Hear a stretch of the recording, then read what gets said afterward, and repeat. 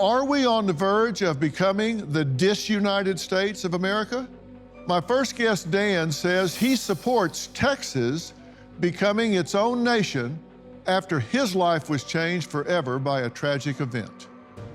I couldn't have asked for a better son than what I got with Spencer. When he was 25, he was getting ready to open his new music store. The night before the grand opening of Spencer's store, a 4-time deported illegal alien that had a long criminal history just pulled up next to Spencer and randomly blew Spencer's brains out.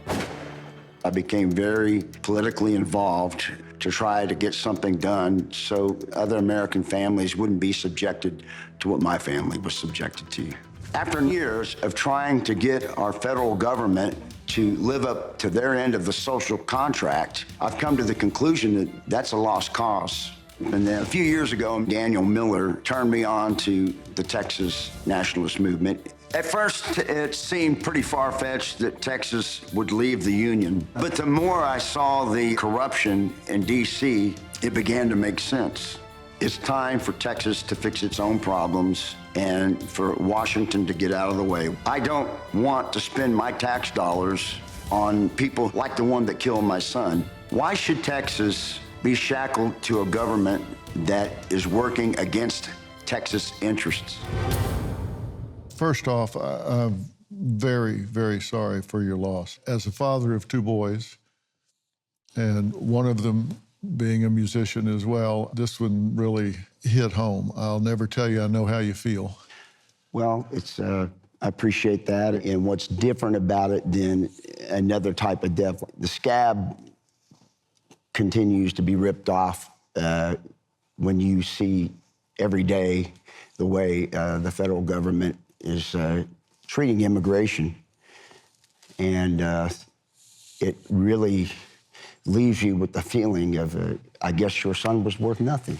And this continues to happen. I've talked to other parents within the last month who have lost children to immigrants that have come across illegally. Some of them 2, 3, 4 times, and murdered their child. When you read about this, see on the news, it's got to take you back as though it's happening all over again. Yeah, it conjures up all those same feelings. My son's murderer had been deported 4 times. He had a 15-year nasty rap sheet, assaults, robberies. He did 5 years in prison for attempted murder. He just thumbed his nose at our immigration laws for a 5th time, set up shop in Houston, and on January 31st of 2015, at a red light, he just randomly, for fun, blew my son's brains out. And he took out 2 other motorists. He was high on cocaine and alcohol, and he just out fun shooting. Simple as that. That's all. And your son had no connection with him whatsoever? None of the just people pulled up had any beside him and connection. shot him in the head? Yeah. So I became very politically involved, and I got a good look at Washington, D.C., and I became disillusioned, and it began to come across to me that we're kind of playing politician whack-a-mole in a way, because there's a dark underbelly of D.C. that I think really runs things, and they don't have our best interests at heart at all. And so you, by association, feel like the government, through neglect, murdered your son?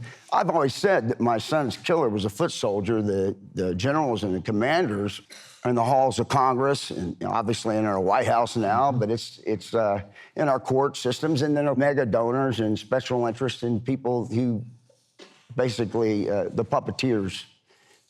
You began to subscribe to the ideology set forth in Texas, which is Texas seceding from the United States and functioning as its own country. Right. Yeah, around about that time when I started getting disillusioned with this, a friend said, you need to read this Texas book. And I went in it as a skeptic, but I read the book, and by the time I finished it, I couldn't poke any holes in it. Mm-hmm. And it started to make a lot of sense to me. This is a very peaceful movement, and I'm down with that. I think that violence is a non-starter. Right. August 24th, 1996. That was the date that I made a personal decision to dedicate my life to seeing Texas as a free, independent, self-governing, sovereign nation among nations. And from that time to this, there has never been a time where we are closer to Texas happening.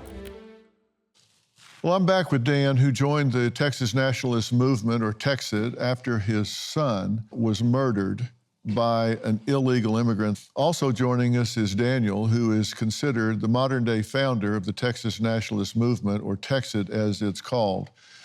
You actually wrote a book about this, and your life is dedicated to fighting for Texas independence.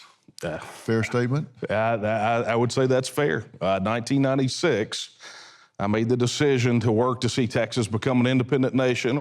And why that solution instead of working within the system? Well, I tried that. It is very clear that the federal government is unfixable. Because if you think back to how long, every 2 to 4 years, we get paraded by some political messiah who's going to reduce the debt, end federal overreach, to shrink the government. But what have we seen? We've seen the exact opposite thing happen.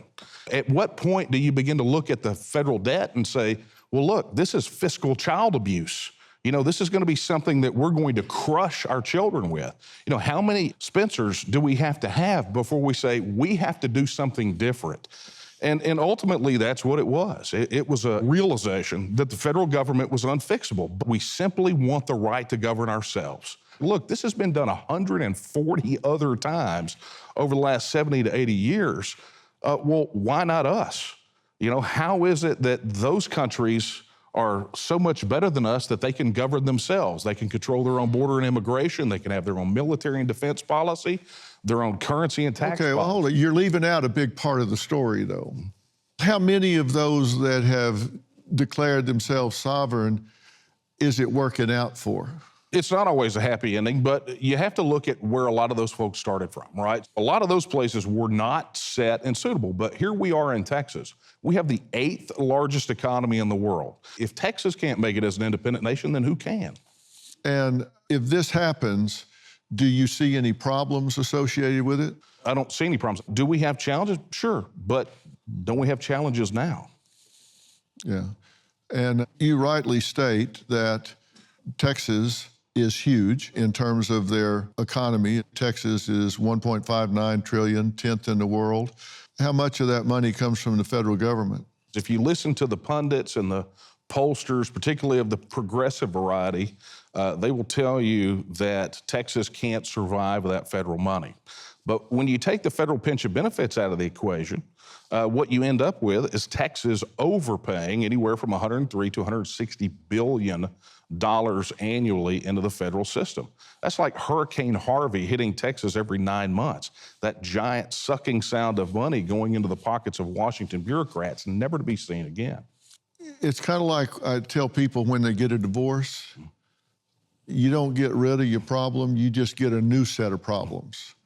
Do you in any way think that you're trading one government for another government, that you're not going to have a lot of the same issues with a government as big as the one that Texas or California would have? I mean, come on, human nature is what it is. Look, we're not promising utopia, but what we do have that is different than our arrangement that we have with Washington, D.C., is we have a say in it. You know, you'll get a chance to go vote for president right now in the upcoming federal election. You can vote for your congressman. Guess who's never on the ballot? The 2.5 million unelected federal bureaucrats in Washington, D.C. that are actually running things. Yeah, I get that. What I'm saying is you're acting like you have some new system that you aren't going to have bureaucrats in there. Are you kidding me? You're going to have government, but you're not going to have 2.5 million unelected federal bureaucrats with 440 separate agencies. Yeah, you have a lot of buts in your argument, and but means forget what I just said. I'm now going to tell you what I really mean. You're going to be facing the same situation you're facing there, just on a smaller scale with fewer resources. Well, but we have a say in the matter.